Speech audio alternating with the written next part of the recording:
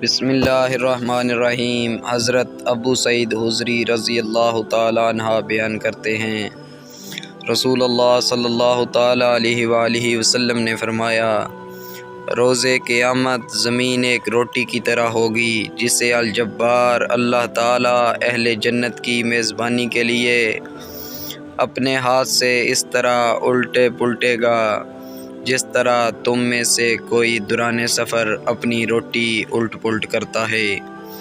اتنے میں ایک یہودی آیا اور اس نے کہا، ابو القاسم، رحمان آپ پر برکت نازل فرمائے، کیا میں آپ کو روز قیامت اہل جنت کی میزبانی کے متعلق نہ بتاؤں؟ آپ صلی اللہ تعالیٰ علیہ وآلہ وسلم نے فرمایا، ضرور بتاؤ۔ اس نے کہا، زمین ایک روٹی کی طرح ہوگی۔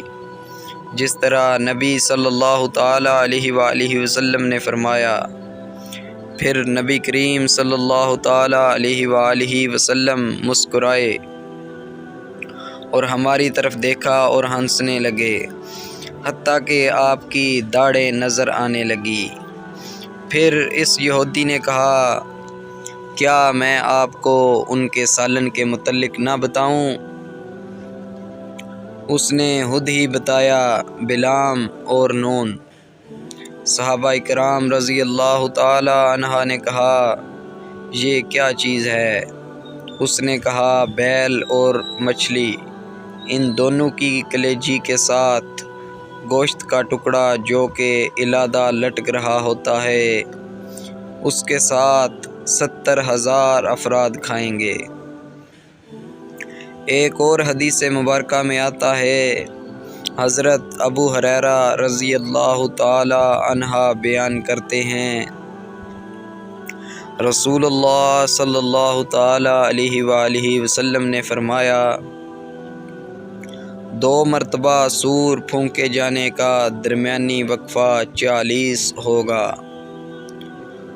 انہوں نے کہا، حضرت ابو ہریرہ نے پوچھا، یا رسول اللہ 40 دن؟ آپ صلی اللہ تعالیٰ علیہ وآلہ وسلم نے فرمایا، مجھے معلوم نہیں۔ پھر انہوں نے پوچھا، 40 ماہ؟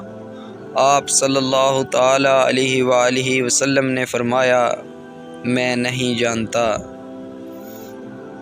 پھر عرض کی، یا رسول اللہ صلی اللہ تعالیٰ علیہ وآلہ وسلم 40 سال؟ آپ صلی اللہ تعالیٰ علیہ وآلہ وسلم نے کہا، میں نہیں جانتا۔ پھر اللہ تعالیٰ آسمان سے پانی نازل فرمائے گا تو وہ اس طرح جی اٹھیں گے جس طرح سبزیاں اگ آتی ہیں۔ فرمایا، انسان کی ایک ہڈی کے سوا باقی سارا جسم گل سڑ جائے گا، وہ ریڑھ کی ہڈی کا آخری سرا ہے،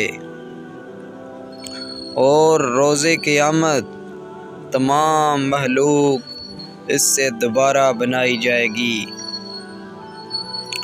اور صحیح مسلم کی روایت میں ہے، آپ صلی اللہ تعالی علیہ وآلہ وسلم نے فرمایا، انسان کو مٹی کھا جائے گی، البتہ ریڑھ کی ہڈی کا آخری سرا باقی رہ جائے گا، اس سے وہ پیدا کیا گیا اور